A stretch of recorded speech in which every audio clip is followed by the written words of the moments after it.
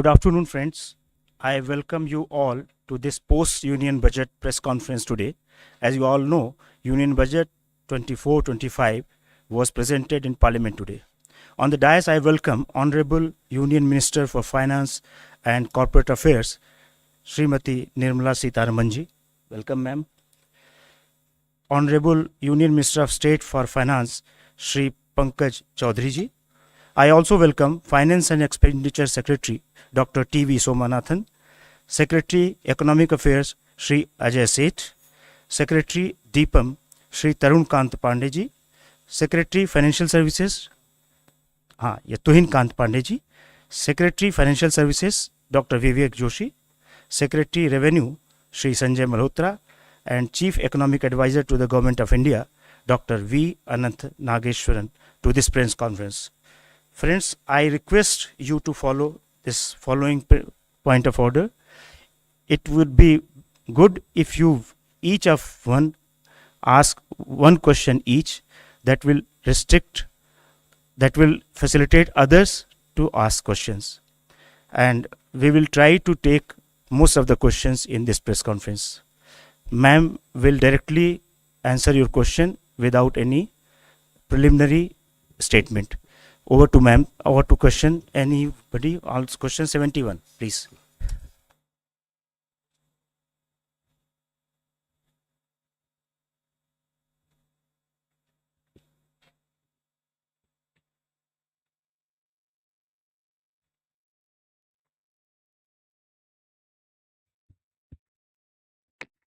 Ma'am Tarun from Zee business. Ma'am आपने आज के बजट में शॉर्ट टर्म कैपिटल गेन और लॉन्ग टर्म कैपिटल गेन दोनों के रेट्स को बढ़ाया है और रियल एस्टेट में आपने इंडेक्सेशन के बेनिफिट को ख़त्म किया है। तो मैम क्या हम माने कि जो इक्विटी है अब आप उसको बाकी एसेट्स क्लास के बराबर लाना चाह रहे हैं, इस वजह से आपने लॉन्ग टर्म कैपिटल गेन के टैक्स रेट को 10% से 12.5% किया? First of all, thank you very much for coming here. After having heard the budget, I chose not to make an opening statement because you've heard me almost for 1.5 hours, and I'm sure you have you're eager to know what is in the budget and also seek clarification. For your just for a matter of drawing your attention, we've put up a single slide which has used the word employment as an acronym to capture that is everything in the budget.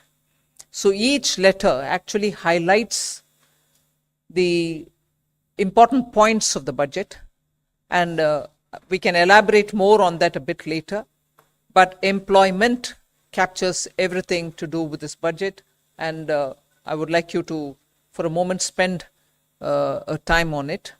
And deriving from that, everything which has been said in the budget falls in place. But with that said, yes, your question is on the point there is we wanted to simplify the approach to taxation, also for the capital gains. One. Second, if anything, the average taxation actually has come down when we say it is 12.5%. Because we worked out for each of the different asset classes, each varied with the indexation. I'll ask secretaries to elaborate on it. But the point that we brought it down from below the average to 12.5, which is the lowest if you can look at the last several years, encourages investment in the markets. With that said, I'll ask Somanathan or who is going to elaborate, Sanjay, on the specifics. So you had there were, I think, two or more parts to your question. One was on real estate and gold and other assets. So earlier the rate was 20% with indexation. It has now been reduced to 12.5% without indexation. If you assume that the rate of return on real estate is typically above 10% per annum, and if you take inflation at about 4% per annum, the real rate of return was earlier, let's say, somewhere between 6 and 16% per annum in real estate. If it was 16%, 20% of 16% was being taxed. The effective rate was 16%. It has gone down to 12.5%. If the rate of return was 10% per annum nominal, it has also remained approximately the same at 12.5%. So actually there is either a reduction or no change in respect of the effective rate of tax on property and gold. Now, as regards the equity, yes, it has gone up from 10 to 12.5, but you'll also find that unlisted equity has gone down from 20 with indexation to 12.5 without indexation. Basically, we have a very, very simple, easy regime. All listed, all unlisted are at 12.5% long term. And all are at 20%, equities are at 20% and everything else is at applicable rate for short term. So yes, short term has gone up, and yes, long term has been rationalized. It has not necessarily gone up. And Sanjay, would you like to add anything? One point I would like to add over here is that we also need to keep in mind as to the kind of people who are actually paying these taxes, the capital gains on the securities, the listed securities especially. And so over there, when we did this analysis for the year 22-23, we found that about 88% of the tax is actually coming from people who have an income of more than 15 lakh. 61% of that income is actually coming from people who have an income of more than 1 crore. That is income on capital gains on this. And we are all aware that otherwise, the standard rate is, about 30%. And for some, it can go up to 39%. So this marginal, very small marginal increase is actually impacting only those, primarily those who have an income of more than 15 lakh rupees per year. Okay, number 3. On capital gains. Ma'am, Timsi Jaipuria from CNBC TV 18. You announced a very lucrative new tax regime with changes in tax slabs. A lot of new changes are there in the income tax side, on the revenue side. And in the speech, you mentioned that revenue foregone will be around 29,000 crore rupees, whereas government will now try to mobilize around 30,000 crore rupees. What will be these revenue mobilization measures, and from where do you think this foregone revenue will be recovered? If you can highlight, where are you foregoing the revenue and where are you going to recoup this revenue from? First of all, it is not just because we've mentioned it in this budget, but the attempt to widen the tax net is something which we've been repeatedly saying, that India's tax net will have to be widened, whether it is in the direct taxation or indirect. Second, there are also now the PSU dividends which are improving because their valuations have gone up really high. And their performance is also now substantially increased. So revenue mobilization is not just tax-based. You have non-tax revenue mobilizations which are also coming up. Then we had, for almost now 3 years, been talking about asset monetization, which is not selling of assets, but optimum utilization of those assets which are lying in the form of unutilized stadiums or land which is available with PSUs which can be utilized for better purposes. That's a third one. Fourth, you're also looking at generating resources from newer areas. So in all those, the revenue is going to be mobilized better, and as a result of which the revenue foregone will be now made up for, is our expectation. We've said that in the budget. In my speech itself, I mentioned it, and I'm sure there are secretaries who will want to add to it. Sanjay? Ma'am, I'll give the for details. 37,000 crore, 29,000 crore in direct taxes and 8,000 crore in indirect taxes. So 29,000 crore direct taxes primarily comprises of 3 taxes, which is the increase in the STT only on derivatives, which is only on futures and options.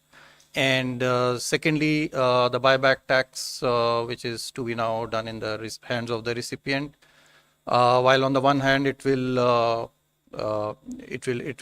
rationalize the tax and be more equitous and fair, because those who should be paying the taxes, higher taxes, in the higher income groups, they will pay higher tax, and those who are in nil tax category or in lower tax category, they don't have to pay a tax or a lower tax.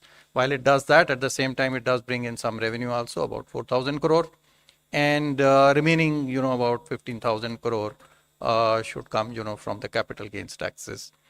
On the indirect taxes, we are losing, as I said, about 8,000 crore primarily on the reduction in duties, especially in gold. There is a huge reduction from 15% to 6%.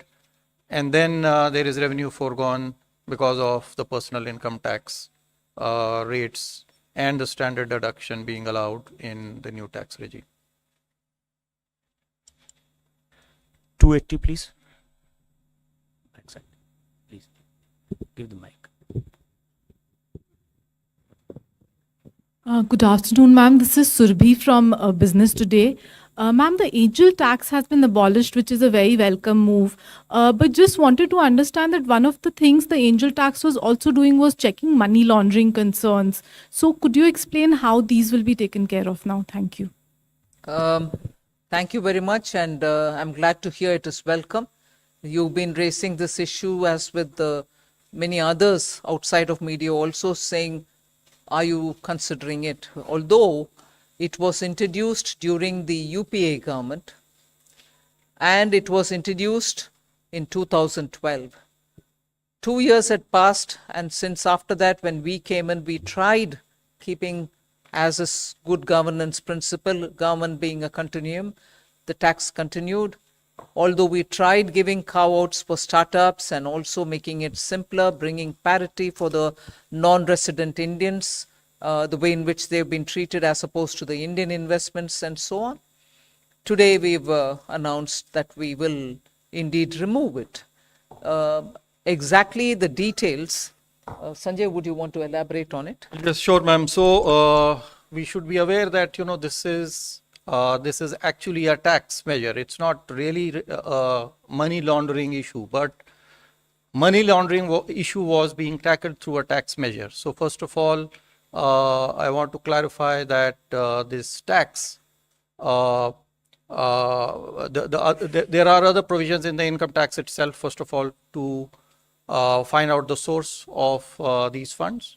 Number two, there is already, the Prevention of Money Laundering Act, which continues to be in existence. So if there is money which is being laundered, money, being paid as a bribe or for use in, other purposes for terrorism, etc., there are enough laws, including the Nyaya Sahita, Bharatiya Nyaya Sahita, and the Prevention of Money Laundering Act to take care of those issues. While on the other hand, now some genuine money for investment, actually, there is this deterrent provision no longer exists, while provisions for money laundering remain, and they should be sufficient to cater to it. I would add that there are also certain provisions of the Companies Act which can be invoked if there is deliberate undervaluation of shares.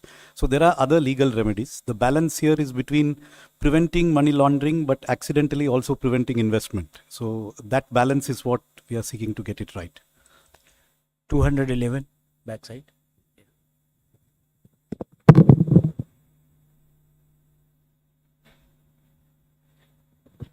Hello, ma'am. Prakash Pedashi from ET Now. My question is, will the increased STT be applicable from April 1 or prospective? And if from April 1, will there be retrospective tax calculation for the increased amount? It's not retrospective. It is with effect from 1st of October 2024. So we are giving sufficient time for the exchanges and the people, who collect this tax to put their systems in place to be able to collect it. It's not retrospective, it is prospective. 13. 11. 11. Ma'am, Karishma here from Business Today. Congratulations to you and everybody. Ma'am, my question is on the special assistance to Andhra Pradesh and Bihar. 15,000 crore is the number that you've given for Andhra Pradesh for this financial year. Is there further assistance that you are looking at, or is it going to be need-based in terms of the amount?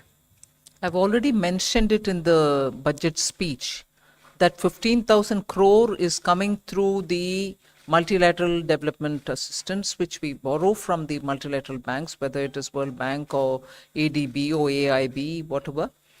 And I've also ended that paragraph by saying further assistance will also be extended. There is no definitive amount. No. 152. Ma'am Alok Priyadarshi from CNBC आवाज़ हूँ मैं। Ma'am सवाल यही है कि जिस तरह से आप लोग न्यू टैक्स रिजीम को प्रमोट कर रहे हैं, इस बार भी आप लोगों ने स्लैब में चेंज किया, स्टैंडर्ड डिडक्शन बढ़ाया, तो ये मान के चलें कि न्यू टैक्स रिजीम के जरिए आप मिडिल क्लास को राहत देने की कोशिश की है इस बार। ओल्ड टैक्स रिजीम को लेकर क्या कोई सनसेट क्लॉज है? क्योंकि आपने कहा है कि जो इनकम टैक्स एक्ट है उसका हम लोग कंप्रहेंसिव रिव्यू करेंगे, तो रिव्यू में क्या ये मान के चलें कोई सनसेट टाइम आएगा ओल्ड टैक्स रिजीम को लेकर? अभी मैं बोल नहीं सकती हूँ। जरूर हमारी इरादा ये है कि सिंपलर टैक्सेशन रजीम होना चाहिए, और सिंपल टैक्स रजीम की ओर अगर हम जा रहे हैं ये रिव्यू के द्वारा, वो ही हमारी मकसद होगा कि सिंपल कर दो। ओल्ड टैक्स रजीम को सिंपल करने के रास्ते पर ही ये नया टैक्स रजीम आया है। सनसेट होगा कि नहीं होगा वो अभी मैं बोल नहीं सकती हूँ, वो रिव्यू करने के बाद ही हम एक डिसीजन लेंगे। और ये एक आंकड़ा मैं आपको दे दूं कि इस बार पिछली बार जो हमने परिवर्तन किए थे नई टैक्स प्रणाली में, तो 70% लोग अभी तक जो 4 करोड़ के लगभग हमारे पास में रिटर्न प्राप्त हुए हैं पिछले वर्ष के, 70% ने इसको प्रेफर किया है बनिस्बत की पुरानी प्रणाली को। तो बड़ी तेजी से लोग नई प्रणाली की ओर आकर्षित हो रहे हैं और हमारा यही प्रयास रहेगा। Yes. Yes. Ongoing Ongoing- filing period. ongoing- Yes. ongoing Not filing yet. period, I mean, yeah. more returns are coming in. Yes. Yes. 271. Hi, ma'am. This is Sumit Chaturvedi, ET Now. Ma'am, the corporate tax for foreign companies has been slashed to 35%. I want to understand the broad intent of this intention behind this decision, and what kind of benefits to economy, increase in investment you are expecting. You've in your own question answered it. We want more investment to come into this country, so that is why it has been brought down.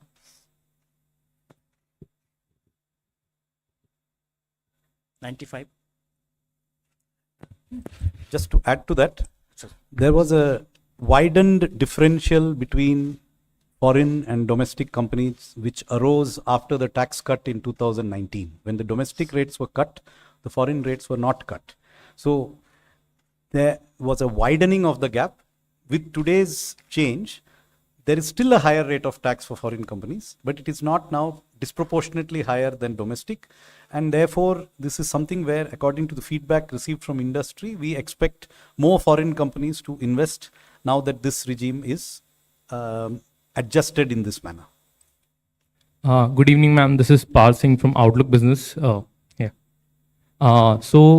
have earmarked a significant allocation towards rural infrastructure today.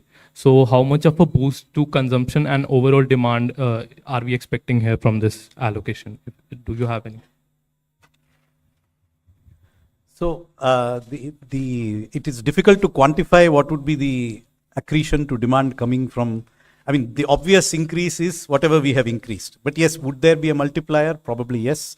I think with the Awas Yojana Gramin and the Gram Sadak Yojana, these two do have a lot of multiplier effects as well. Traditionally, for capital expenditure, the multiplier has been calculated at somewhere around 2.5 to 3. In the Awas Yojana, it may be a little lower. But yes, there would be a substantial multiplier. I don't have a precise calculation. But other than the Awas Yojana and Sadak Yojana, Gram Sadak Yojana, there's a major push towards the corridors. For instance, I mentioned in the context of Bihar, I mentioned in the context of Andhra, two corridors which are moving, one from Vishakhapatnam to Chennai, the other moving from Hyderabad to Bangalore, Buxar, Purnia, and so on, and building of the Gaya node in the Amritsar to Kolkata are all towards building infrastructure in the rural areas in order that we attract more investment and enable transit of goods in those huge corridors. All these are essentially going to the rural areas in a big way. And therefore, it is not just through PM Awas Yojana and Sadak Yojana, but major investments in strengthening the corridors, building nodes, and therefore also in improving the rural infrastructure is happening. 11. Ma'am, I'm Maria Shakil from NDTV and NDTV Profit. Congratulations for creating history today by becoming the only finance minister for having presented 7 consecutive budgets. Ma'am, my question to you is about the first timer scheme, because as you said, that employment perhaps sums up the essence of this budget. Would there be more blueprint coming out as to how this first timers scheme will be playing out, and what will be the role of private sector?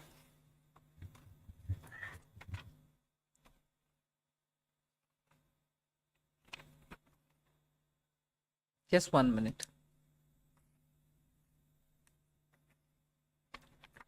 See, this Prime Minister's package that I announced has 5 different schemes. The first timers is, I would think, one of the very, very innovative initiative. So what we are doing there is to be able to provide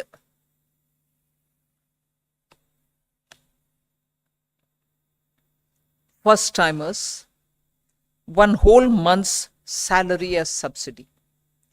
And this will be put into their account as direct benefit transfer, but possibly in tranches.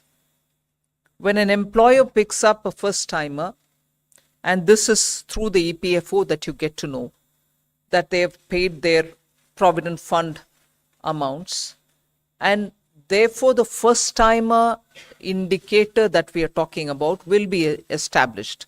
So they can't just say one of the existing employee is a first timer and claim it. There are enough checks and balances in the system to make sure that indeed the first timer is coming in.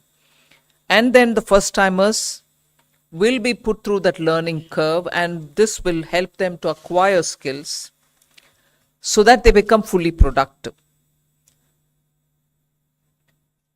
This kind of a subsidy giving, 1, you give the first one month's salary. 2, you're also giving both for the employee and for the employer subsidy. So the applicable person for whom it is being given may even draw a wage up to 1 lakh rupees. But to the extent of 15,000 is what you're giving as a subsidy. The installments, as I said, for the first 1 month wage that you want to give will be done over 3 installments, direct into the first time employee's account. One compulsory measure that we are bringing in there is to make sure that the employee undergoes online financial literacy course before claiming the second installment from the government. So he may be a qualified engineer, he may be a diploma holder, he's a first time employee in a office, he becomes the first time employee and the employer also claims that he's been recruited. We try giving him the 15,000 rupees. He may have a salary of 1 lakh, but up to 15,000 rupees is what we are going to give. And in that, if you're giving 3 installments, the first installment will be given. But before he draws the second installment, he should undergo an online financial literacy course so that he can claim the second one. So we are not training him in engineering, we are training him in financial literacy. Post that, of course, the place where he goes to work, he's going to be working in any case. Then subsidy to be refunded if in case the employer removes him from the work within 12 months. So the employer gets a subsidy as well, but he will have to refund it if within 12 months this first time employer has been removed out of the work. This will cover, and we expect it to cover, 1 crore persons per annum. And the scheme will run for 2 years. So up to 24 months, you can have new employees brought in, new first-time employees brought in, for whom the government will give 15,000 rupees as from our side, 1 month, what we think, 1 month salary. Although his salary may be any amount, but to a cap of 1 lakh. And then he undergoes some financial literacy course, post which the second installment and the third installments can be withdrawn, put into his account. But most important is if the employer removes him within 12 months, the employer will have to refund the subsidy given to the employer. So that's how that scheme works. 278. If I may just add, details are available in the budget speech in the annexure on page 31. So there are details of all the five schemes in this package. If you go through them, there's considerable amount of detail which you can get. Hi, good evening. This is Priyashmita from Informist. I have 2 points from the budget that I would like to ask. The first is nominal GDP has been pegged at 10.5%. And we have seen that growth is on a high momentum, and even the RBI has pegged growth at 7.2%. And the Econ survey said that it is going to be between 6.5 to 7%. So a 10.5% nominal GDP looks a little conservative. What is your view on it? And the second is that there's a mention that beyond FY26, you would want to reduce your debt to GDP. And you've mentioned that, the 4% debt to GDP it's a thing of the past. So what do you think is a sustainable debt to GDP or a desirable debt to GDP at this point? Thank you. What was the first question again? Conservative nominal GDP projection. See, 10.5% could be a combination of 7% growth and 3.5% GDP deflator. So a combination of wholesale price plus consumer price could easily be 3.5%. That's a very likely scenario. So 7 plus 3.5, yes, it is slightly conservative, but I don't think it is way off what is likely. Or it could be 6.5% growth and 4% inflation as per the deflator. So I think the number is reasonable, slightly conservative, yes, but we would prefer to achieve the numbers. Second, on the path after 26-27, which has been outlined in the finance minister's speech at the end of the part A.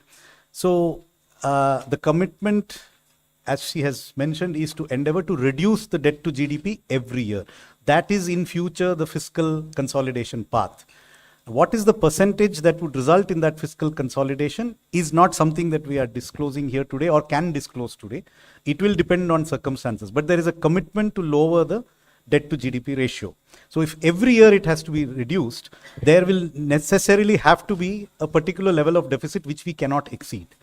And that will depend on prevailing growth rates, interest rates, and the other parameters which go into the calculation of the debt dynamics.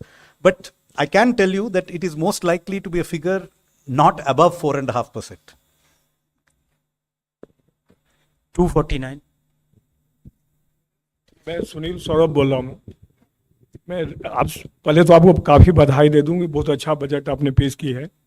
दूसरा मुझे ये जानना है कि railway के लिए क्या कुछ खास रहा बजट में? Which organization you are from? कौन सा पत्रिका से जी? पेपर में हूँ, लोक भारती पेपर है। सॉरी? लोक भारती। लोक भारती। जी हाँ। तो पहले तो बधाई दे दिया हूँ मैं आपका, बहुत अच्छा बजट आपने पेश की है और रिकॉर्ड भी की है। 7 साल से लगातार आप वित्त मंत्री के रूप में काम। मेरा कहना है कि रेलवे के लिए क्या कुछ खास हुआ, क्योंकि कोई जानकारी हम लोग को अभी तक नहीं मिली कि रेलवे के लिए क्या गया है। दूसरा, मैम, रेलवे में सीनियर सिटीजन्स को कंसेशन मिलता था। आप यहाँ पीआईबी में है, पीआईबी जर्नलिस्ट को भी कंसेशन मिलता था। कोरोना में वो बंद हो गया। कोरोना को ख़त्म हुए भी 2-3 साल हो गए हैं, तो फिर से ये बहाल नहीं हुआ। क्या इसकी उम्मीदें हम लोग कर सकते हैं कि आगे बहाल होगी या नहीं?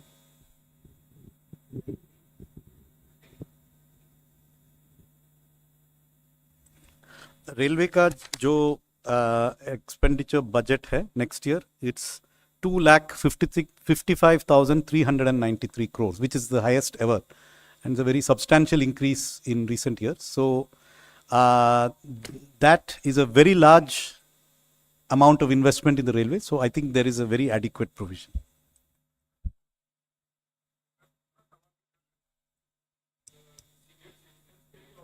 जर्नलिस्ट के लिए कंसेशन ठीक है, सुना। 277 प्लीज. इसमें सीनियर सिटीजन और पीआईबी जर्नलिस्ट को भी जो स्लैब में रिवीजन हुआ है उसमें फायदा है. सीनियर सिटीजन को फैमिली पेंशन में स्टैंडर्ड डिडक्शन का फायदा हुआ है. रेलवे में अच्छा ठीक. Hello ma'am, this side Harsh Kumar, this side from वो बिजनेस बजट का फायदा जो दिया है सर वो भी तो मिलेगा सीनियर सिटीजन्स को और सबको, रेलवे में भी मिलेगा. Hello ma'am, Harsh Kumar this side from business standard newspaper.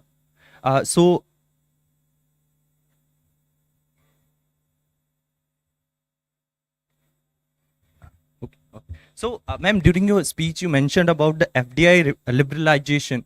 Can you give a bit detail about it? We are trying to, since 2014, bring in ease of doing business in India, and in every sector where there was only 26% allowed for FTA, we raised it to 49, and then where it is possible, we've raised it to 74, and so on. So there's been a consistent, continuing effort to relax our policy towards FTA. First, it went sector by sector. Then there was this approach taken so that most of which can go through the automatic route. So in that process, further simplification, if necessary, we are willing to do, is what is conveyed.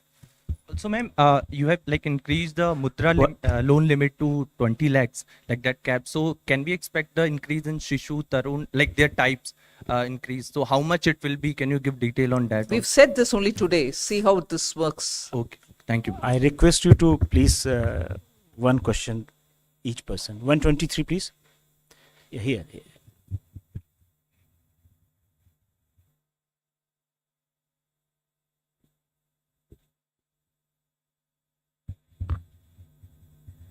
Shrimi Chaudhary here from Business Standard. I just wanted to understand that budget proposes withdrawal of equalization levy. So if you could just give some explanation of what led to that, what is the intention behind that, keeping in mind the pact between India and US, which has ended on June 30th. No, as the Pillar 1, Pillar 2 negotiations have been going on since 22. And since then, one of the things which was becoming more than obvious was, if at all we are going through this Pillar 1 and Pillar 2, which we intend to, the negotiations and the OECD, backed by the US administration, have all been pushing for this. We wanted a fair solution, so negotiations have been going on. But the point of contention from then has always been, should we collect an equalization levy then, if at all we are getting into this global understanding through the Pillar 1 and Pillar 2? In any case, for India, equalization levy also meant for those who are living abroad that you were holding it, but eventually they're going to only adjust it somewhere. So in the interest of moving towards Pillar 1 and Pillar 2 solution, which the negotiations are still going on one aspect of it, on the other, in all probability, we are close to a conclusion. It was necessary for us, through the Parliament, to take steps to ensure that we are entering into that scheme of things without this equalization levy hanging on us, because this was important for us, but if it is a global system, this cannot continue. And therefore, with a positive approach towards the Pillar 1 and Pillar 2, we've moved forward to inform the Parliament that we would like to close this. 270. I may clarify that, it is only the 2% levy which has been withdrawn. The 6% levy which was earlier imposed, that continues.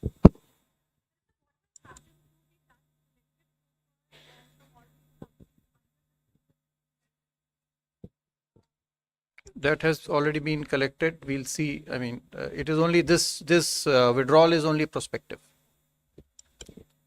Ruchika from Business Standard this side. Ma'am, the miscellaneous capital receipts have seen an increase in this budget to almost 50,000 crore. Is there the miscellaneous capital receipts? Okay. Can you share the government's game plan as to how will we achieve this increase?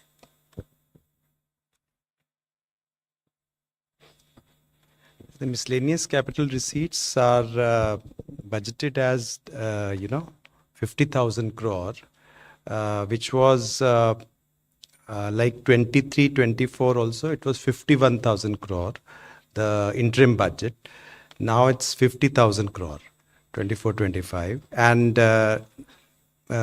this combines with all kinds of receipts, which are otherwise disinvestment receipts, asset monetization receipts, and other kinds, which will be clubbed with that. So this budgeted figure is 50,000 crore.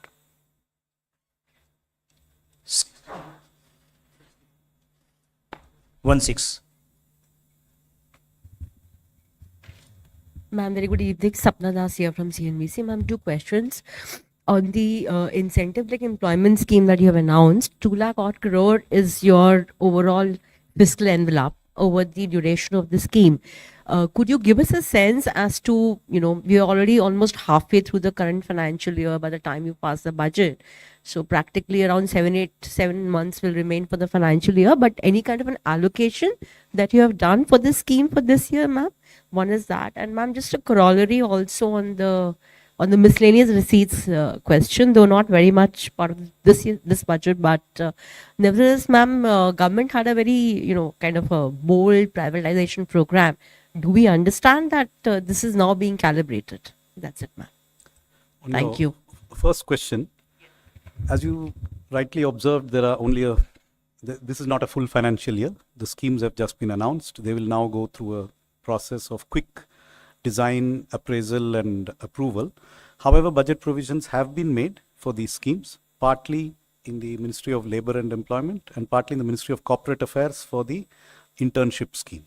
So from memory, I can be corrected. I think it's 2,000 crores has been provided for the internships in the Ministry of Corporate Affairs, and about 5,000 crores has been provided in the current year in the Ministry of Labour and Employment. But we stand committed to funding them fully to the extent that may actually be required. These are just very rough estimates based on how much time it might take to kick off. On the miscellaneous capital receipts. Well, I think in the interim budget, FM had announced, we are going for a holistic strategy for management of equity in PSUs. And I think which includes, value creation and also, using the performance, the capex, the dividends and consistent dividend policy and the capital management all together, and also the calibrated disinvestment strategy, which also includes listing and market dilution, but all together in a holistic way so that value maximization is there. I think the same strategy is going to continue. 122.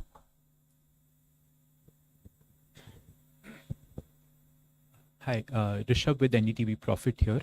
I have two questions. One on the space fund that was announced, the 1,000 crore fund. What will be the composition of this? Which will be the nodal agency, and what sort of startups will the government invest in? And on the NPS, you also mentioned that the NPS committee has made progress in the speech. Could you elaborate a bit on that?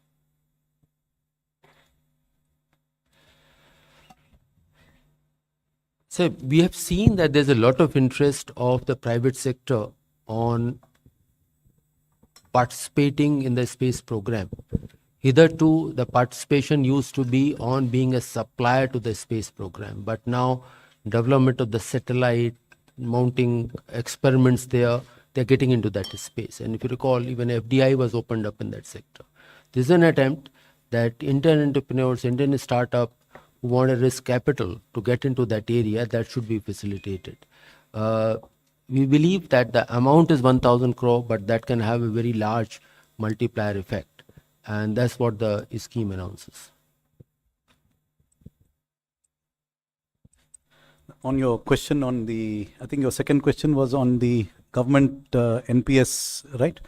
So as you know, there is a committee which is looking into it. The committee has done a lot of detailed calculations of the fiscal implications of different ways of addressing what are the expressed sort of priorities of the employees. We have been in dialogue with state governments We have had discussions with each and every state government. We have met the staff side of the government has a staff consultative machinery, a formal machinery. We've had 4 meetings of that machinery to understand what are the staff's priorities. And our attempt is to design something that is fiscally prudent, but also meets what are the core priorities of the staff in terms of having a secured retirement income, which provides for their needs.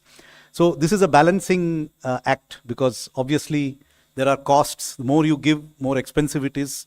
And so we are at an advanced stage of working out various options, and we are also discussing these options with the staff side. Just to correct the budget estimate that I gave earlier, 10,000 crores has been provided in Ministry of Labour and Employment for the new employment schemes, and 2,000 in Ministry of Corporate Affairs. Yeah. 125. Good afternoon. I'm Nikunj from Reuters. A follow-up on that FDI facilitation. You said that government will take steps to facilitate FDI. The Eco Survey also yesterday said that the government should import capital from China so that there's a right balance between investments and trade. So will the government also take steps to quickly facilitate investments from China that have been pending for long? And secondly, you've come up with an NPS for minors. So will that also have some sort of tax benefits to nudge people to enroll for NPS so that a pension coverage increases? Thanks. See, Economic Survey gave its view on the investments from China. As things stand today, investments do go through the Press Note 3 process when it comes from China or from any of our neighboring countries. So that process is still on. Economic Survey has indicated that it might be time for us to open up and allow for. So that's a Economic Survey. I'm glad that the secretary is seated here. It's normally an arm's distance. But that doesn't mean that I'm disowning the suggestion. You want to say? 10. In general, as you can see, our aim is tax code simplification and not complication. So beyond that, I don't have anything specific on that. But the general direction of travel is obvious. We are not creating more and more tax deductions for individual tax instruments. Respected Madam, मेरा नाम नरेश वत्स है और मैं स्वतंत्र पत्रकारिता करता हूं। आज जो आपने किसानों के लिए और ग्रामीण क्षेत्र के आधारभूत संरचना के लिए काम किया है, उस पे 2 तरह की राय आ रही है। एक राय तो ये कहती है कि गालिब ने ये कहकर तोड़ दी तस्बीह, क्यों गिनकर नाम लूं जो बिन मांगे बेशुमार देता है। एक वर्ग तो इस तरह से तारीफ बजट की कर रहा है, लेकिन दूसरी तरफ प्रतिपक्ष के नेता राहुल गांधी ने कहा है कि आंध्र प्रदेश और बिहार पर जो दरियादिली दिखाई है, कहीं न कहीं ये लगता है कि ये कुर्सी बचाने का बजट है। अखिलेश यादव जी भी ये कह रहे हैं, आप कैसे देखती हैं? जिन इंडी अलायंस का मेंबर्स साथ होकर के भी 230 पार नहीं किया, और जहां बीजेपी अकेला 240 तक पहुंचे, और प्री इलेक्शन अलायंस के साथ आज सरकार तीसरी बार बनाए, प्रधानमंत्री जी का तीसरी बार, स्वतंत्र भारत के चरित्र में पिछले 60 साल में जो नहीं हुआ अभी हुआ है। कुर्सी बचाने के बात करने वाले पार्टियों थोड़ा सोच ले। उनके अलायंस 230 कुल मिलाकर कितने पार्टियां थे? 25, 26 पता नहीं, मैं गिनी नहीं, बट इंडी 37 पार्टीज कुल मिलाकर के 230 पार नहीं किया, और वो बोल रहे हैं कुर्सी बचाने के लिए। जब प्रधानमंत्री मोदी जी तीसरी बार प्रधानमंत्री बने और देश के लिए इतना घोषणा भी कर रहे हैं, जिससे भारत देश का हर राज्य सामने आए, डेवलप हुए, और 1.50 लाख करोड़ इस बार बजट में स्टेट्स के लिए हम दे रहे हैं बिना इंटरेस्ट 50 साल के लिए फ्री। फिनांस कमीशन तो हमारे उनके सजेशन में इसका जिक्र तक नहीं किए, हम ही कर रहे हैं। स्टेट्स के साथ काम करने के लिए। हर स्टेट का उनके अपने अपने प्रोजेक्ट्स जो प्रोसेस के चलते हुए आता है, उन सबको हम मानते हैं और जरूर उनको जो फाइनेंस करना है वो हम करेंगे। मगर जिक्र इतने इसलिए नहीं किया बजट में, कुर्सी बचाने। जब उनका टोटल को एक और बार चुनावी सीट जो जीते हैं वो 101 और बार उसको गिनकर देख लें, 237 पार्टीज कुल मिला करके, कुर्सी बचाने वाले बात बोलने का अर्हत अधिकार उनके पास नहीं होता है। 121. Ma'am, Meghna Mittal from Money Control. In the union budget, you have announced financial support to MSMEs for shift to clean energy and also a new mechanism for credit so that they do not go into stress and they do not turn into NPAs. Any details on that? I'm so glad you asked this question. I'm really glad because this budget, and I don't want to say it because I've presented it, I'm so grateful that the Prime Minister looks at every sector and says, what are we doing for them? What are we doing for? This has been his approach always. But this time around, we've spent a lot of time understanding also from those stakeholders who had consultation with us pre-budget. And MSME's request it has been for now several years that when they reach the SMA 1 stage itself, they get to be very, very tensed because banks stop their finances, meaning banks no longer lend to them. They are stressed as it is. And if they are stressed as it is, and if there is this threat that the bank will not further give them working capital, sooner, by the 90th day, they become NPAs. In order to give them a good workable solution, and I'm indeed grateful to this entire team of secretaries here, they've spent a lot of time also talking with RBI to see how best we can address this issue. And RBI has also a very well established framework which we are quite respectful of, where banks are clearly given a bit of a margin to handle MSMEs at the SMA stage 1 itself without pushing them to become SMA 2 stage and then at the 90th day announce them as non-performing assets. So what actually has happened now, having discussed with the RBI, is that we'll provide them with a fund which will help them to have some kind of government guaranteed as liquidity, or the banks can then, on the basis of the guarantee being given, on the back of the guarantees which are being provided by the government, lend them working capital and keep them moving. And if they restore themselves, they're going to be better off. So on this principle, I'll certainly ask you or Wake to speak and explain it to you all. As FM has already explained about the credit guarantee scheme, this will certainly facilitate the term loans without collateral or third-party guarantees. Then new assessment model for MSME credits, which will be based on their digital footprints and the kind of payments they are making, such as their PF contributions, salary payment, and other transactional data. This will help the banks in developing new models and will help in easier access of credit. Similarly, credit support during the stress period, this mechanism will facilitate their access to credit even during the stress period, for which some kind of support fund will be created, and based on the guarantee provided by that fund, they will be helped during the SMA 1, SMA 0 or SMA 2 periods. Then Mudra loans limit has been increased from 10 lakh to 20 lakh.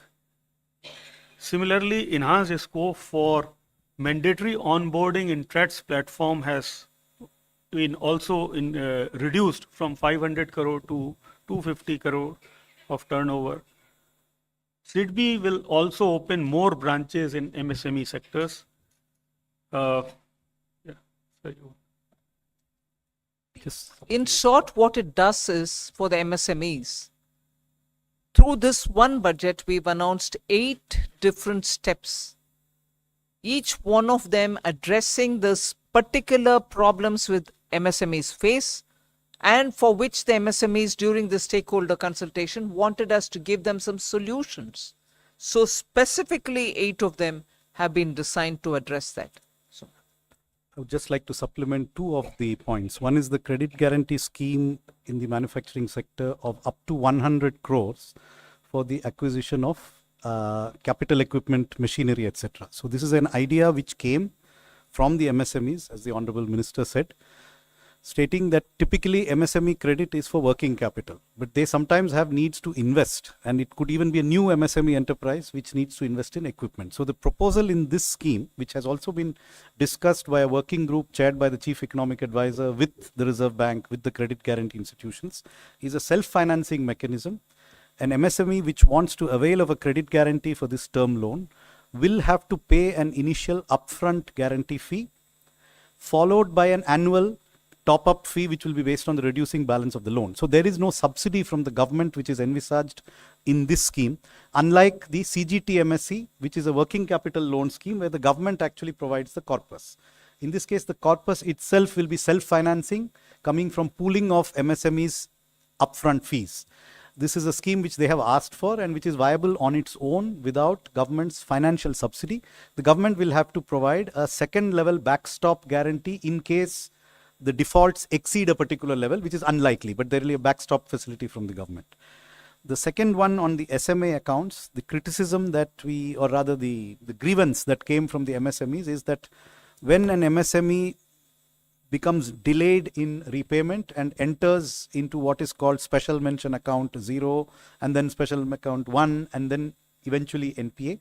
Even if they never become an NPA, but they enter the territory of special mention account, banks become reluctant to provide them additional working capital. And during this period, they are not able to access working capital, and this makes it more difficult for them to do business. So the proposal here is that the government, with money from the government, would create a credit guarantee fund. And during the SMA period, if an MSME wants more credit, it has become an SMA, so the bank perhaps has some qualms about lending to the institution. During that period, if they extend further credit, that further credit within certain limits which will be specified in the scheme would be made available to them against a guarantee from this government institution. So this will enable MSMEs to continue to operate during the SMA period without the difficulties which they say they are currently facing. One small point, sir, I wanted to add on the, sorry. Whereas the first part of the question was on the energy side, the cleaner energy, that what that scheme is about to help small and micro units.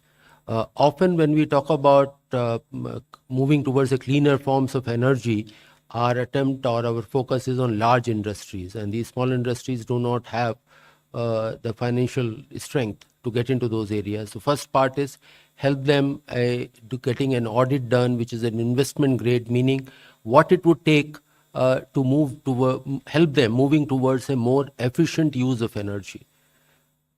A step prior to that is move them to a cleaner forms of energy, whatever they have been using it. And we know that for some of the traditional industries, the fuel being used is not really clean. This has health issues, it has environmental issues. So that is particular scheme is providing them an organized audit system plus a financial support.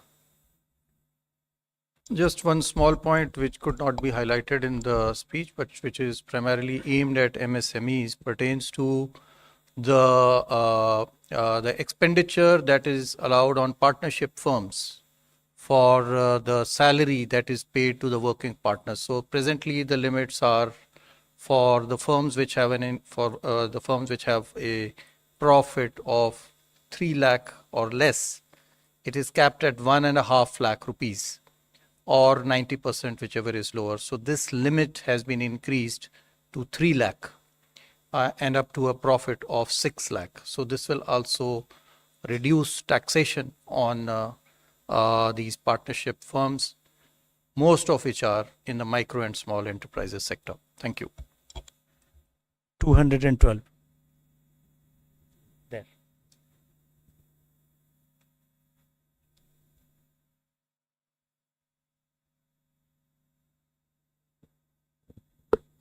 Ma'am, मैं पीयूष पांडे हूँ, TV9 Bharatvarsh से। मेरा सवाल capital gain tax को लेकर के है, जिसमें आपने लॉन्ग टर्म को लेकर के जो प्रपोजल दिया है, उसमें इंडेक्सेशन का जो फ़ायदा है वो ख़त्म कर दिया गया है। इससे मिडिल क्लास और लोअर क्लास को सीधे तौर पर नुकसान होगा। क्या आपने इस बारे में जो प्रस्ताव दिया है उसके बारे में थोड़ा सा बताएं। जो आप और संजय जी आपको बेहतर हिंदी में समझाएंगे, लेकिन मैं जो इतना ही कह सकता हूं कि क्या 20% विथ इंडेक्सेशन से 12.5% विदाउट इंडेक्सेशन ज़्यादा है, यही सवाल है। मतलब आज का रेट है 20%, उस 20% टैक्स रेट में आपको इन्फ्लेशन के लिए एक छूट मिलता है, लेकिन नया रेट है 12.5। तो हमारा कैलकुलेशन के हिसाब से ऐसे संभव नहीं है, at least in 95% of the cases, कि ये 12.5% वो 20% से ज़्यादा हो, ऐसा संभव नहीं है। क्योंकि अगर आपका मकान का वैल्यू एक साल में 10% बढ़ रहा है तो उसमें 4% ही आपको इन्फ्लेशन इंडेक्सेशन मिलता है, 6% तो कैपिटल गेन ही होता है। 6% में 20% कितना होता है? 1.2। 10% में 12.5 कितना है? 1.25। तो ऑलमोस्ट बराबर है। लेकिन मकानों में 10% रफ्तार से नहीं बढ़ता है, they grow at 20% per annum. अगर 20% है, 20% में 4% निकाल दीजिए, 16% हो गया। 16% में आप 20% टैक्स देंगे तो 3.2 होता है, इसमें सिर्फ 2.5 आएगा। तो इसमें फायदा है। मैं कहूँगा कि इस बदलाव के वजह से मिडिल क्लास को बहुत फायदा हुआ है कि 20% with indexation is much higher in most cases then 12.5% without indexation. चीज़ और स्पष्ट करने की आवश्यकता है कि जो इंडेक्सेशन का लाभ वर्ष 2001 तक का दिया गया है उसको विड्रॉ नहीं किया गया। तो यदि 2001 से पूर्व की संपत्ति खरीदी गई है तो उसको 2001 तक का इंडेक्सेशन का लाभ मिलेगा, केवल उसके बाद में ही वो लाभ को वापस लिया गया। 269.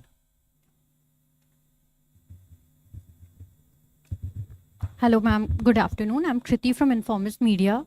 So, two quick clarifications. Your small savings collections. So, you have revised down the estimate by about over 35,000 crore from what you had projected in the interim budget for this year. And so, you have also revised down the borrowing from it. So, why would that be? What was the rationale behind why are you not expecting that much of collection what you were expecting earlier in February? And secondly, you have significantly brought down your T-bill borrowing, like you're repaying 50,000 crore. So if you could elaborate more on that. I thought economic survey went into good details of explaining what's happening to small saving, as different from what's moving into the stock market and everything else. So you had the background very well narrated in the economic survey. One. And now, on the basis of what we've given in the budget, many things can be understood and explained. Somanathan will get into the details. Also, I would think it is only prudent for the government to make sure that your T-bills are handled much more prudently. In the very way in which you ask the question, that comes out. But in any case, you can get the details from the Finance Secretary. So, as I'm sure you're referring to the same sheet, the expected receipts from small savings, which were 4,71,000 last year, that is revised estimates, were actually 451 in the provisional actuals. So between the revised estimate and the actuals, there was a slight decline. Taking that decline into account, we just projected that what we expected would not be realized during the current year. Why has this happened? It is a mix of various other factors, the attractiveness of other investments such as the stock market, which have been discussed, bank deposit rates going up. So there could be a variety of reasons, but this is a projection. Our projection is what we have given here of 4,20,000 crores. As regards T-bills, as you know, the fiscal deficit has been reduced between last year and this year, and between the interim budget and this budget. That reduction we have chosen to reduce primarily in the T-bill segment rather than in the dated securities. So that's a conscious choice to reduce our exposure to the short-term T-bills.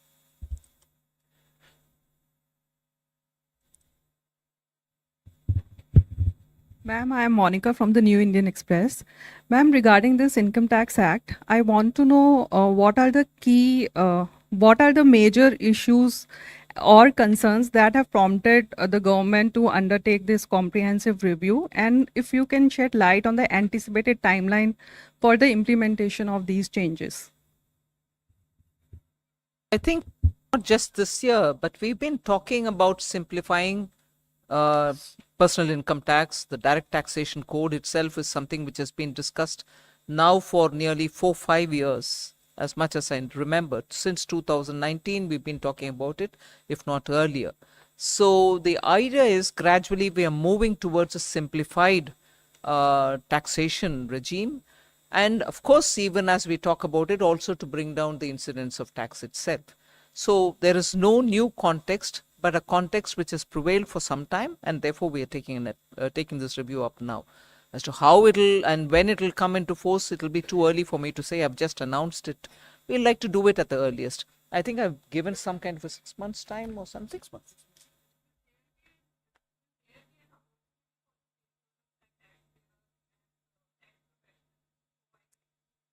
We'll do that. But I'm not giving you anything more than what I've said in the budget speech now. 272. I'm holding 272. Yeah. Working majority in parliament मैं सीताराम येचुरी जी ने एक सवाल किया जो मैं समझना चाहता हूं बेसिकली। आप अपना परिचय दे दें। मेरा नाम कृष्ण मोहन शर्मा है, मैं भारत एक्सप्रेस में एडिटर हूं। सीताराम येचुरी जी ने आज कहा कि सरकार फिजिकल डिफिसिट कम करना चाहती है, इसका मतलब ये होता है कि सरकार खर्चा नहीं करना चाहती, और खर्चा नहीं करना चाहती इसका मतलब सरकार गवर्नमेंट डिपेंडेंट कंज्यूमर सोसाइटी बनाना चाहती। सीताराम येचुरी जी के आइडियोलॉजी कम्युनिस्ट आइडियोलॉजी है। मैं उसको इधर इसलिए जिक्र कर रही हूँ।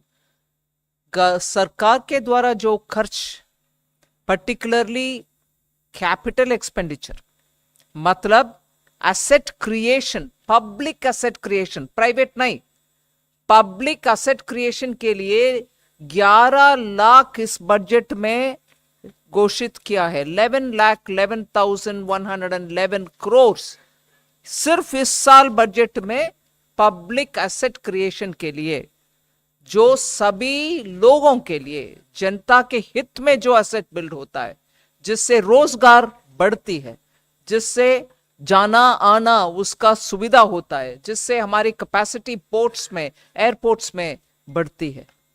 ये खर्च पब्लिक के लिए, सभी जनता के लिए जहां उठा रहे हैं सरकार, खर्च कहां कम कर रही है?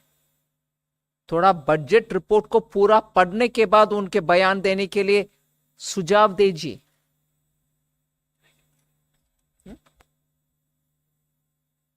Just to give you the figures of total expenditure, they have increased from 41.9 lakh crores in 22-23 to 44.42 lakh crores in last year's provisional actuals, and are budgeted at 48.2 lakh crores in 24-25. So expenditure is actually going up substantially. 265. Revenues are also going up. 265, please.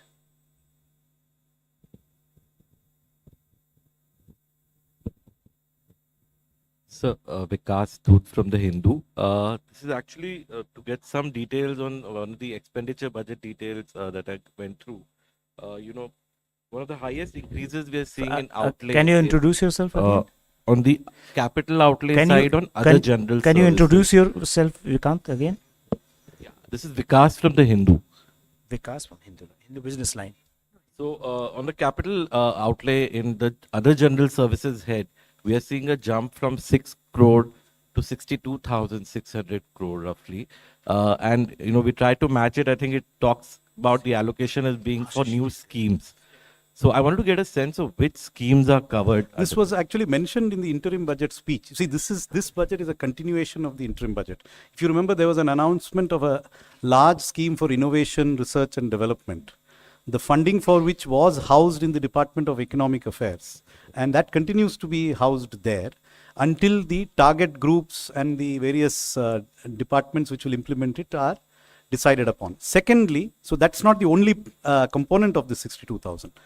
The government has followed an approach of encouraging infrastructure departments to spend and complete projects as quickly as they can and not to be constrained by their budget estimates. But at the same time, we do not know in advance which of these infrastructure departments may need more money than has been budgeted. So for example, I said that there's 2.53 lakh crores for railways, 2.4 lakh crores for roads.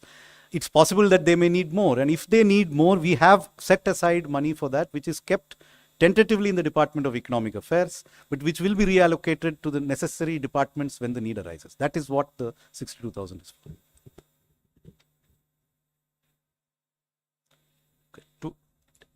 Anybody else wants to? Okay, 62. मैं Lakshman CNBC आवाज से दो चीज़ें, एक तो gold पे import duty में अच्छी खासी कटौती की गई, इसके पीछे क्या सोच है? दूसरी चीज़ें कि बजट में सरकार की पब्लिक सेक्टर एंटरप्राइजेस पॉलिसी के बारे में कोई डेवलपमेंट, कोई रोड मैप नहीं आया है। क्या सरकार इस पॉलिसी से कुछ अलग सोच रही है? किसके ऊपर? Disinvestment policy. गोल्ड, देखिए, जो gold and precious metals, James and jewellery क्षेत्र हमारे लिए बहुत ही एक महत्वपूर्ण क्षेत्र है। ये ध्यान रहे कि जो कुल निर्यात होता है भारत का, उसका लगभग 8% से अधिक भाग इस क्षेत्र से आता है। लगभग 50 लाख लोग इसके अंदर में नियोजित हैं आज के दिन में। तो ये हमारे लिए बहुत एक महत्वपूर्ण क्षेत्र है और इसी को ध्यान में रखते हुए हमने इसकी इंपोर्ट ड्यूटी कम की है, ताकि जो हमारे इस व्यापार में लोग जुड़े हुए हैं, उस उद्योग में जुड़े हुए हैं, उनको गोल्ड और अन्य जो प्रेशियस मेटल्स हैं वो उनको आसानी से उपलब्ध हो पाए। मुख्य कारण इसका यही है। हाँ, ये संभव है कि इससे जो कुछ आप पिछले समय में देख रहे थे कि अनअकाउंटेड आयात जो है वो हो रहा था या स्मगलिंग हो रही थी, उस पर भी कुछ अंकुश लग सकता है। लेकिन मुख्य कारण इसमें एम्प्लॉयमेंट, रोजगार को बढ़ाना, निर्यात को बढ़ाना है।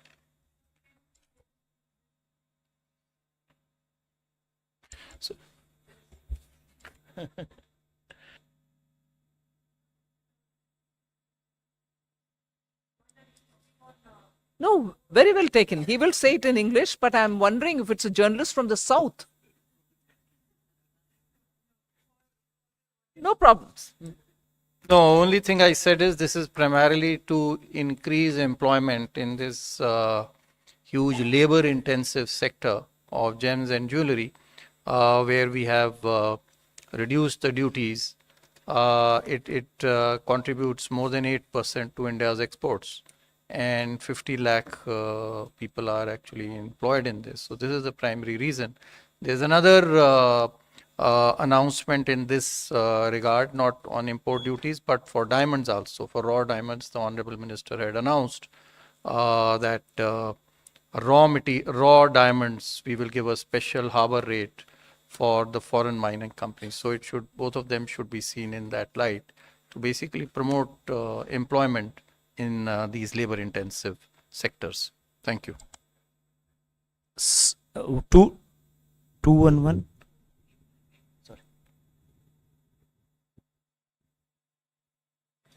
लक्ष्मण जी, जैसे मैंने बताया कि हमारा जो holistic disinvestment strategy, holistic strategy है वैल्यू क्रिएशन की, उसके बीच में वैल्यू जैसे हम क्रिएट करते हैं तो उसका कैलिब्रेटेड डिसइन्वेस्टमेंट भी होती है।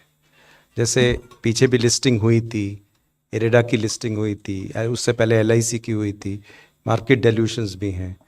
तो मतलब कैलिब्रेटेड वे से करेंगे, लेकिन वैल्यू क्रिएशन पे फोकस है, जिसमें कि सबसे बड़ी बात है कि उनके फंडामेंटल परफॉर्मेंस के बारे में, CPSEs के, उसके बाद उनके कैपेक्स से लिंक उनकी कंसिस्टेंट डिविडेंड पॉलिसी, आपने देखा होगा नॉन टैक्स रेवेन्यू में गवर्नमेंट काफ़ी मतलब अर्न की है, अबाउट 63,000 करोड़ पिछले साल भी आया है, इस साल भी 56,000 करोड़ का प्रावधान किया गया। तो इन सब दृष्टि से लगभग 1 लाख करोड़ जो है वो सीपीएससी डिविडेंड और मिसलेनियस कैपिटल रिसीट्स के लिए भी रखा गया। 211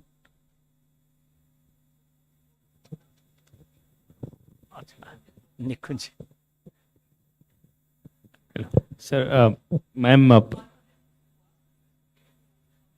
yeah.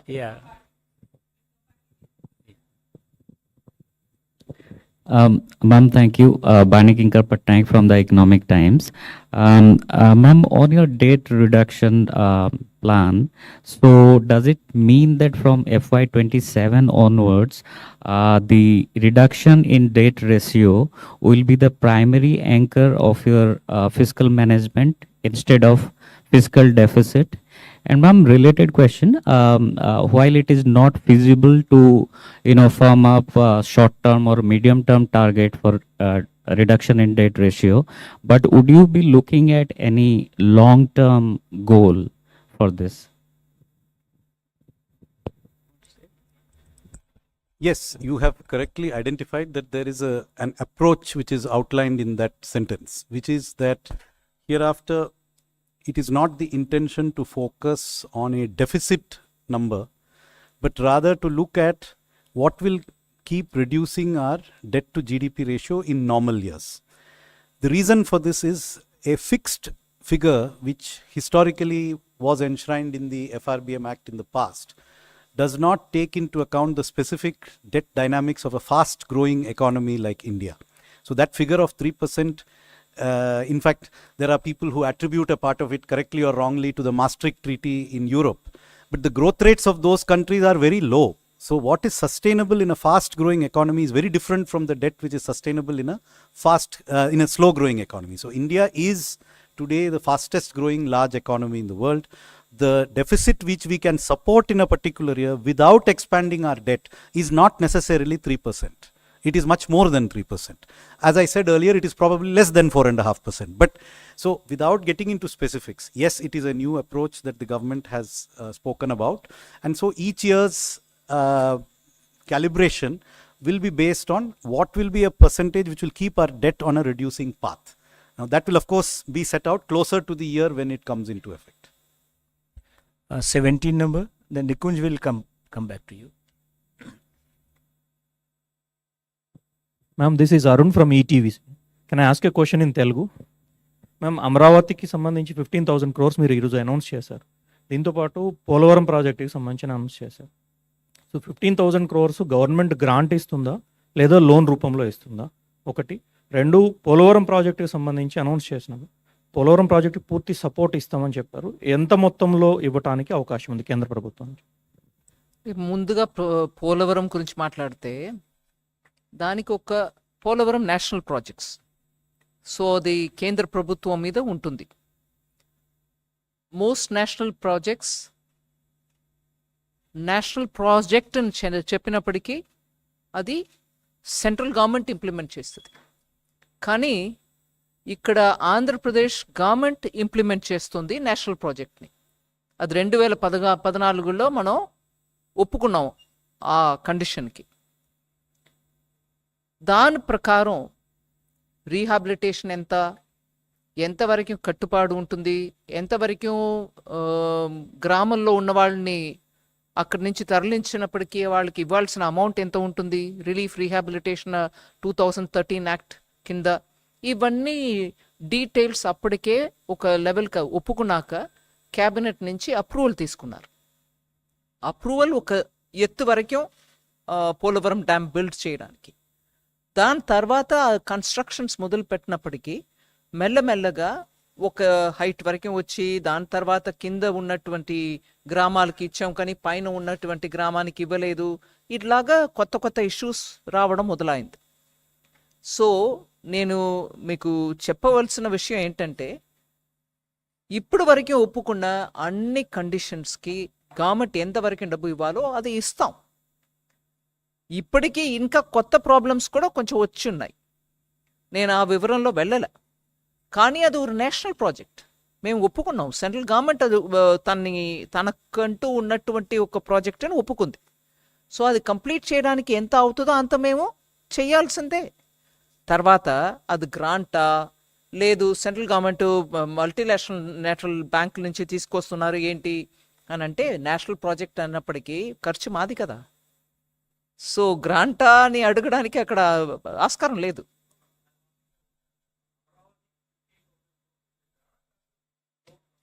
ఒక నిమిషం, నా పోలవరం గురించి నేను మొదలుపెట్టాను కదండి. సో పోలవరం గురించి మాట్లాడుతున్నప్పుడు క్యాబినెట్ ద్వారా ఎంత అప్రూవల్ అయిందో దాని మేరకి ఇప్పటివరకు ఎంత ఇవ్వాలో అంత ఇస్తూ వచ్చాం. In fact first time cabinet approval చేసిన అంత అమౌంట్లో అన్నీ కూడా క్లియర్ అయిపోయింది. ఎగ్జాక్ట్ అమౌంట్ నేను ఇప్పుడు చెప్పట్లేదు కానీ అన్నీ క్లియర్ అయిపోయింది. ఏదో కొంచెం అటుగా మిగిలి ఉంటుంది. కానీ ఇప్పుడు నుంచి అది ఎంత హైట్కి ఒప్పుకున్నారో అంత హైట్కి వెళ్ళడానికి, ఎందుకంటే ఒక 2-3 సంవత్సరమో అందుకు ముందో ఈ గవర్నమెంట్ ఆ గవర్నమెంట్ నేను మాట్లాడలే. మొత్తానికి దాంట్లో ఉన్నటువంటి ఇబ్బందుల్ని దాటుకొని ఇవాళ అది కంప్లీట్ చేయడానికి ఎంత అవుతుందో అది మేము వాళ్ళతోటి కలిసి మాట్లాడి దానికి ఫుల్ సపోర్ట్ ఇస్తాం అనేదే మా స్టేట్మెంట్. కరెక్ట్. రెండో ప్రశ్న ఏంటంటే 15,000 was for capital. Amaravati capital. Yes, Amaravati capital construction, ఎందుకంటే ఆంధ్రప్రదేశ్ రీఆర్గనైజేషన్ యాక్ట్ మేరకి స్టేట్ క్యాపిటల్ బిల్డ్ చేయడానికి సెంట్రల్ గవర్నమెంట్ దానికి స్టేట్ గవర్నమెంట్కి హెల్ప్ చేయాలని యాక్ట్ ప్రకారం ఉంది. So capital city Amaravati buildup చేయడానికి మేము డెఫినెట్గా వాళ్ళకి అసిస్టెన్స్ ఇవ్వాలి. ఇప్పుడు నేను చెప్పిన 15,000 కోట్లు వరల్డ్ బ్యాంక్ అసిస్టెన్స్ తోటి మేము వాళ్ళకి తెప్పిస్తున్నాం. దానికి కౌంటర్ పార్ట్ ఫండింగ్ కూడా ఉంటుంది. కానీ ఇవాళ స్టేట్ పొజిషన్ ఎలా ఉంది, అది ఎట్లాగా వాళ్ళు ఇస్తారా ఇవ్వలేరా, అది మేము సెంటర్ నుంచి గ్రాంట్ ఇచ్చుకుంటామా, ఇవన్నీ చూసి వాళ్ళతోటి మాట్లాడుకొని చేస్తాం. ఎందుకంటే ఆఖరికి ఆ క్యాపిటల్ లేకుండా 10 సంవత్సరం వెళ్ళిపోయాయి. ఆంధ్రప్రదేశ్కు ఒక క్యాపిటల్ ఉండాలి. భారతదేశంలో ఒక రాజ్యం ఉందనంటే క్యాపిటల్ లేకుండా అది ఆంధ్ర. అది యాక్ట్ ప్రకారం ఈ పార్టీకి క్యాపిటల్ అక్కడ ఉండాల్సిందే. నేను ఎవరు చేస్తారు ఎవరు చేయలేదు అనే విషయానికి వెళ్ళలే. ఆ క్యాపిటల్ బిల్డ్ చేయడానికి కేంద్ర ప్రభుత్వం పూర్తిగా కట్టుబడి ఉంది.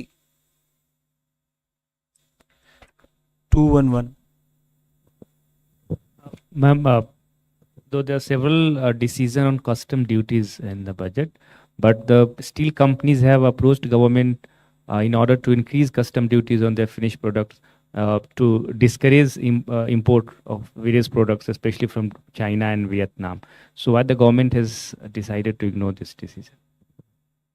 I'll have Sanjay talk about it, but the steel industry came and met me almost 3-4 days before the budget presentation, a week before. But of course, they've been saying for a very long time. But Sanjay, you want to get? Ma'am, we have taken a number of measures. Steel, you see, is a very, very important sector because it is a primary metal which is used by everyone. So one has to take a very balanced view over there. So that while our manufacturing industries have some kind of support, I would not like to use the word protection, but at the same time we can't have very high duties on them, which they will ultimately pass on to consumers and increase inflation. So our effort really has been to make it possible for them to be able to produce at low rates. So here in this budget, there are proposals to reduce BCD on certain inputs. Number one, there is ferrochrome, which is used by them. We have exempted BCD duty on them. There was a demand from them to continue a concessional rate on steel scrap at 2.5%. We have continued that. So there are quite a number of measures to help and support the steel industry. Thank you. 263, you wanted to ask? 263, yes, ma'am.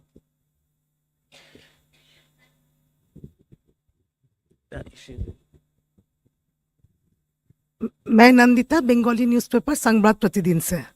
Ma'am TMC ने claim किया है कि फिर से बंगाल को इस budget में deprive किया गया है। एडजेसेंट से बिहार से लेके असम इवन सिक्किम तक को फ्लड कंट्रोल के लिए असिस्टेंस की बात की है, लेकिन बंगाल बीच में जो बंगाल है, बंगाल के लिए इस बार भी कुछ नहीं रहा बजट में।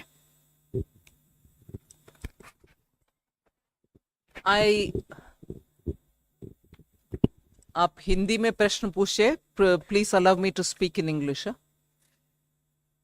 See, it's very important for us to understand that if the name of a state is not mentioned in the budget, it doesn't mean that they don't get anything at all. As per the proposals, as per the schemes, as per the different projects which are growing in different states, every state will get what they have proposed for or what the schemes want to reach out for. No state will get missed out. So first let us dispel this thing about, oh, you've not mentioned my state's name, so I'm not getting anything. Purvodaya includes West Bengal. So I have named West Bengal under Purvodaya. And I've also said for the development of these states in the Purvodaya, so that they can become engines of Vikasit Bharat. I said that in the voter on account budget. Now also I have said that they will play a critical role in Vikasit Bharat. So I don't think we have left out any state. I mean, the intention is not to leave out any state. Yeah. So that is one thing to be clear. Second, it's very difficult to say this, but I would want to say it. In schemes which are meant for all the states, and since you asked me about Bengal, with due respects I want to say, they didn't want to be part of some of our schemes. Can I then say Bengal is excluded? No, I don't say that. The schemes are available for Bengal also. They didn't want it. So it's very easy for some states to point out saying, you have not mentioned anything about my state. There are schemes which are running for their state which they didn't want. So let me reassure through you all states. Every state is covered under every one of the schemes which Prime Minister has launched. Every project which states bid for do go through the process and they get funded, either under the central sector scheme or under the centrally sponsored schemes. So no state is going to be left out just because I've not named each and every state in my budget speech. These books which come out with complete details at the back, the ones which come up with the expenditure statement or project schemes and other things which are there, expenditure profile, do name which state gets what. Take a couple of hours, go through it, and after that tell me on which scheme your state or any state is missed out, and the reasons you can tell me, ask me to explain. I will. So let that be very clear. I have not named many states in the speech, but this includes every state. Every state. 279.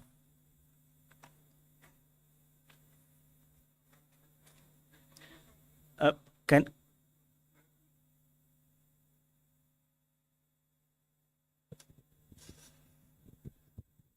Ma'am, hi. This is Rick Kundu from Mint. Wanted to understand what happens to the retrospective angel tax cases now.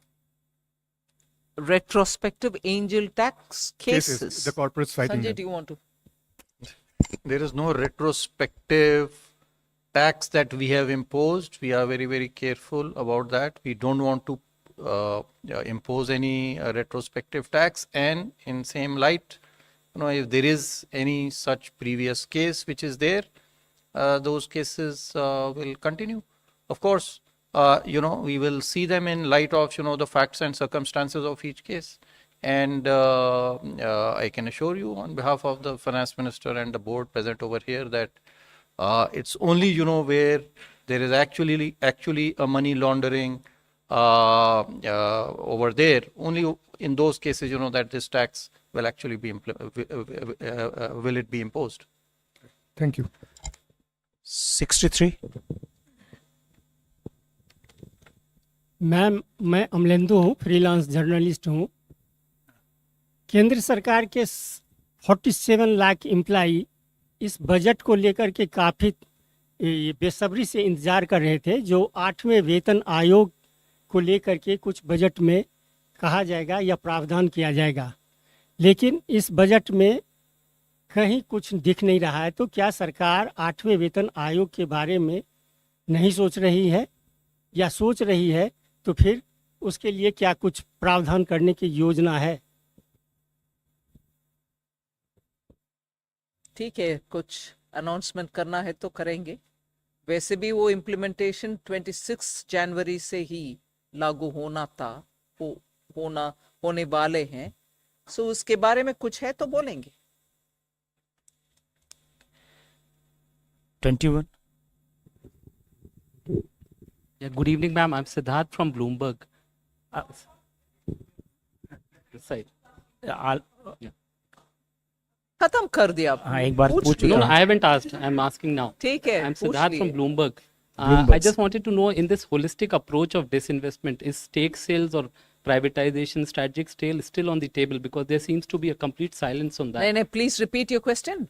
Keep the mic closer to you. Yeah, I'm Siddharth from Bloomberg. Yes. My question is on this holistic approach on disinvestment. Is privatization, strategic sales still on the table? Because there seems to be a complete silence on that. Well, no, first of all, I'll have Tuhin answer if you want details. But I've explained this several times.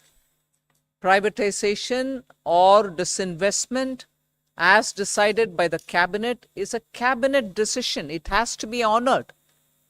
But the timing is something which the government will have to choose. When is the best time to disinvest any one particular or several of these companies or PSUs which have been listed and cleared by the cabinet? So, post-COVID, we have disinvested. You've seen that, whether it is Air India or the steel plant in Orissa. And many others have also been done. They may be smaller compared to the size of Air India. But cabinet decisions will have to be honored anytime.